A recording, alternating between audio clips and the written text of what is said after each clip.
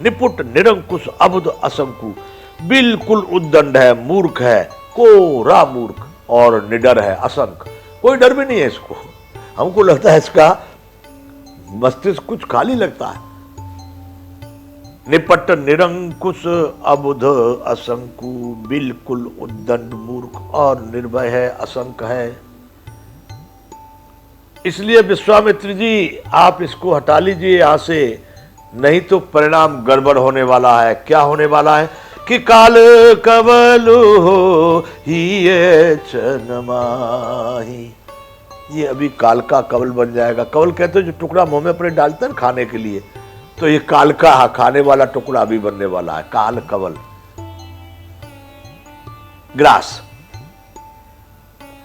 अभी ये काल का ग्रास होने वाला क्षण माही, एक क्षण में हो जाएगा। कहूं पुकारे खोरे मोहिनाय। फिर विश्वामित्र जी आप ये मत कहना तुमने बड़ा पाप कर दिया, बड़ा गलत कर दिया, बड़ा अनुचित कह दिया। मैं तुमको पुकार कर समझा कर कह रहा हूं, अब भी हटा लो, नहीं तो भी जाने वाला है। कहूं पुकारे खोरे मोहिनाय, फिर मुझे दोष मत देना। कह रहा हूं तुम हट कहो, जो चाहो उबारा, कहीं प्रताप बल रोष हमारा। आपसे कह रहा हूं विश्वामित्र जी, ध्यान नहीं दे रहे हो अभी भी मेरी बात पे। यदि तुम इसे बचाना चाहते हो तो हमारा प्रताप बल क्रोध, हमारी प्रशंसा करके, हमारी बात बताकर इनको समझा दो कि हम कौन हैं, हम कैसे हैं। लगता है मूर्ख है, इसलिए इसको हमारा स्वभाव प्रभाव हमारे विषय में जानता नहीं, इसलिए हमसे इतनी बात कर रहा है। क्षमा कर दिया, आप बुला लो इसको अपने पास, और हमारा प्रताप, हमारा बल, हमारी कीर्ति का वर्णन करके इसको बैठा दो समझा करके कि ये कौन है। बुला लीजिए आप। गजब, जब वो विश्वामित्र जी से बोल रहे थे, लक्ष्मण जी तो सामने ही खड़े थे बंधुओं, उनको कहां भय है किसी का। लखन कहे मुनि सुजसु तुम्हारा, तुम ही अछत को बरने पारा। महाराज विश्वामित्र जी क्या तुम्हारे कीर्ति और स्वयं का वर्णन करेंगे, तुम्हारे प्रताप का वर्णन करेंगे? तुम्हारे होते हुए तुमसे अच्छा वर्णन कौन कर सकता है। लखन कहे मुनि सुजस तुम्हारा, महाराज आपका यश, आपका कीर्ति, तुम्हारे होते हुए दूसरे को वर्णन करने की जरूरत नहीं, और कौन कर सकता है इससे अच्छा वर्णन जितना अच्छा आप कर रहे। अपने मुंह तुम आपन करनी, बार अनेक भांति बहु बरनी। आपने अपने मुंह से अपनी करनी को अनेकों बार अनेकों प्रकार से वर्णन किया है। ऐसा और वैसा, सहस्राबाहु को मारा, फलाना किया, भुजबल भूम भूप किनी, क्षत्रियों से इनकी, कितना वर्णन तो आपने कर दिया। अब इसके अतिरिक्त विश्वामित्र जी और कौन सी कथा सुनाएंगे? आपके होते हुए इससे बढ़िया कोई भी वर्णन नहीं कर सकता महाराज। अपनी करनी आपने अपने मुंह से बहुत बार कही है, और कम रह गया कुछ तो आप ही बता दो। विश्वामित्र जी क्या बताएंगे? नहीं संतोष पुण्य कछु कहू, जन ऋष रोग की दुसह दुख सहू। इतने पर भी आपको संतोष न हुआ तो फिर कुछ और कह डालिए, और कुछ बाकी रह गया हो आपके जीवन काल की कहानी कथा, और कुछ बड़ी बड़ी बातें हो तो उनको भी कह लीजिए। बेकार में, व्यर्थ में आप अपने क्रोध को रोक करके असह दुख मत सहिए। इतना क्रोध में आपको जो कष्ट हो रहा है तो सहन क्यों, कह डालो, हम सब सुनने को तैयार है महाराज। बोलिए। जन ऋष रोग दुसह दुख सहू, क्रोध को रोक करके दुसह असह्य दुख को सहने की जरूरत नहीं है। और बताइए अपने विषय में आप कुछ। वीर व्रती, तुम तो वीरों का व्रत रखने वाले लगते हो। तुम धीर अछोभा, गारी देत न पावहु शोभा। लक्ष्मण जी कह रहे भाई आप तो वीरता का व्रत धारण करने वाले धैर्यवान और क्षोभ रहित लगते हैं। आपको तो किसी प्रकार का कोई क्षोभ, कोई दुख कुछ लागू पड़ता नहीं है लगता है।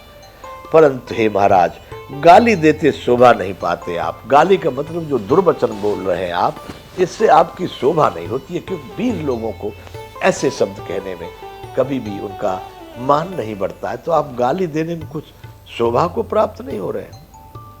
गाली देते न पावो शोभा। बंधुओं 274वां दोहा आ गया, ये बालकांड का।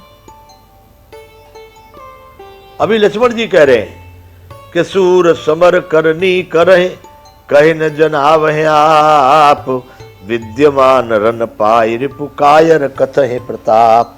महाराज सूरवीर तो युद्ध में अपनी सूरवीरता के जो कार्य कर देते हैं ना, उनको अपने आप स्वयं कह करके जनाते नहीं हमने ये कर दिया वो कर दिया। दूसरे लोग अपने अपने गांवों में अपने घरों पर अपने बाद में चर्चा करते, इतिहास चर्चा करता उनकी, वो अपने आप अपने उन गुणों का वर्णन नहीं करते। लेकिन शत्रु को युद्ध में उपस्थित पाकर के कायर ही अपने प्रताप की डींग मारा करते, हमने वहां ऐसा कर दिया था, तुमको मालूम है हमने वहां पर उसको मार दिया था। कायर लोग ही अपने सामने अपने बराबर के शत्रु को देख करके अपने प्रताप का वर्णन करते हैं, वो हमने यूं किया त्यों किया। तो बंधुओं, लक्ष्मण जी रुक नहीं रहे हैं।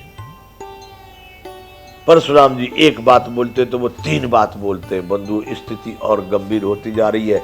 या परशुराम लक्ष्मण संवाद है। एक बात आपको इस संवाद के बीच में यहां पर मैं बता दूं, क्योंकि मैं जो अभी आपको बोला कि बहुत बड़ी विडंबना है हमारे इन राम राम थे, ये बात ठीक, लेकिन राम के विषय में बहुत सारी बातें अनुचित लिखी गई हैं, गलत लिखी गई हैं, काल्पनिक लिखी गई हैं।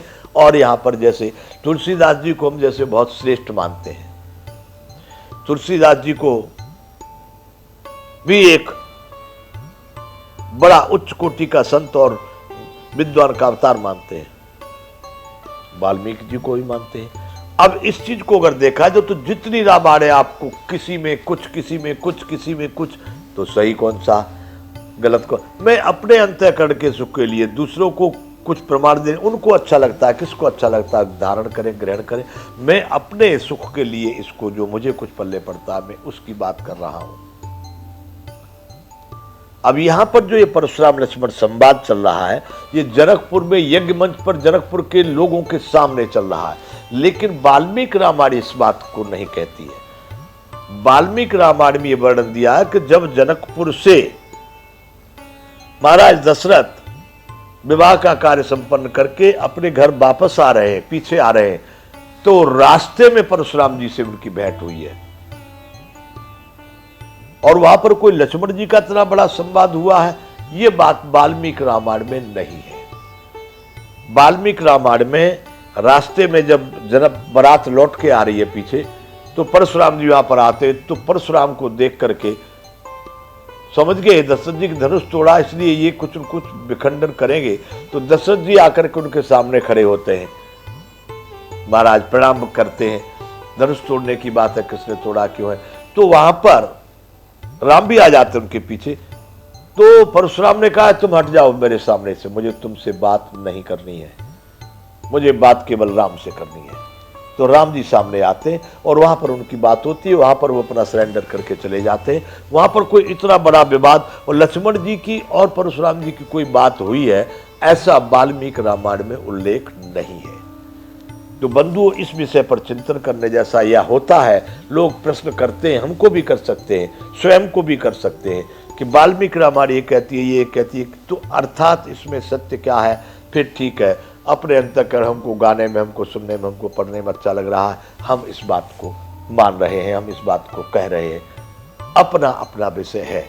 इसलिए मैंने बताया, कदाच कोई ये भी कह दे भाई वाल्मीकि रामायण क्या कहती है, मैं केवल यहाँ पर ये रामचरितमानस की बात कर रहा हूँ, ये जो संवाद है ये वाल्मीकि रामायण में नहीं है। कितने लोग हमको प्रश्न करते हैं कि महाराज वाल्मीकि में तो ये नहीं फलाना, तो मैं इस समय गोस्वामी जी तुलसीदास ने जो इसका रचना की है मैं उसकी बात कर रहा हूँ।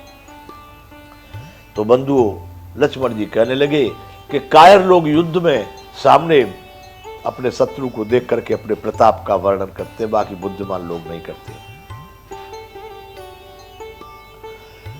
तुम तो कालो हाँक जन लावा, बार बार मोहि लागे बुलावा। महाराज एक बार तुम काल लायो, कितनी बार बोल चुके, एक क्षण में काल के मुंह में चला जाएगा, अभी मरने वाला है, अभी ये खत्म हो जाएगा। कितनी बार तो तुमने काल बुला दिया मेरे लिए। ऐसा लगता है काल तुम्हारे बुलाने पर तुम कह दो आ जाओ, काल सो आ जाता है, और तुम्हारे कहने में चलता है काल। तुम तो काल हाक जन लावा, अर्थात मानो काल को हाक लगा करके तुम बार बार मेरे लिए बुला लेते हो। आ जाओ भाई, काल भाई आओ, इसको लक्ष्मण को मारो। ऐसा बंधुओं जब लक्ष्मण जी इस तरह की बात बोले तो फिर उनको और ज्यादा गुस्सा आया। अब तो परशुराम जी का गुस्सा अपनी चोटी पर पहुंच गया।